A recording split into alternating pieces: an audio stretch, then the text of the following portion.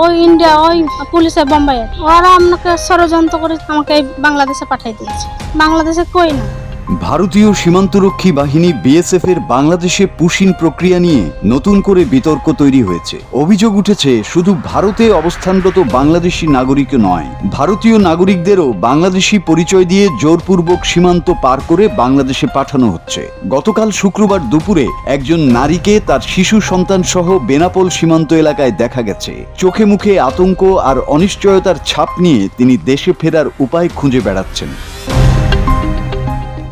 রেশমা খাতুন জানান তিনি ভারতের বাসিন্দা। মুম্বাইয়ের একটি কারখানায় কাজ করার সময় পুলিশ তাকে এবং আরো কয়েকজনকে আটক করে। তিনি বারবার নিজেকে ভারতীয় নাগরিক বলে পরিচয় দিলেও পুলিশ তা আমলে নেয়নি। পরে তাকে অন্যদের সঙ্গে বিমানে কলকাতায় নেওয়া হয়। সেখান থেকে গভীর রাতে চট্টগ্রাম সীমান্ত দিয়ে জোরপূর্বক বাংলাদেশে পাঠিয়ে দেওয়া হয় বলে তিনি অভিযোগ করেন।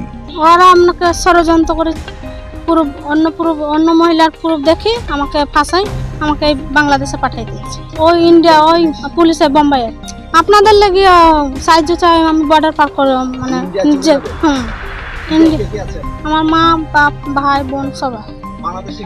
বাংলাদেশে কই না। বাংলাদেশে তার কোনো আত্মীয় স্বজন বা পরিচিত না থাকায় তিনি চরম বিপাকে পড়েন। পরে স্থানীয় পথচারীরা তাকে সহায়তা করে বাসে তুলে বেনাপোলে পাঠিয়ে দেন। বর্তমানে তিনি নিজ দেশে ফিরে যাওয়ার জন্য বিভিন্ন স্থানে ঘুরছেন। স্থানীয় সীমান্তবাসীরা বলেন, রেশমা যদি প্রকৃতপক্ষেই ভারতীয় নাগরিক হন তাহলে মানবিক ও আইনি দৃষ্টিকোণ থেকে তাকে নিজ দেশে ফেরানোর উদ্যোগ নেওয়া প্রয়োজন। এ বিষয়ে সংশ্লিষ্ট আইন শৃঙ্খলা বাহিনী ও দুই দেশের কর্তৃপক্ষের দ্রুত পদক্ষেপ নেওয়া উচিত। Desk report, Bangla TV.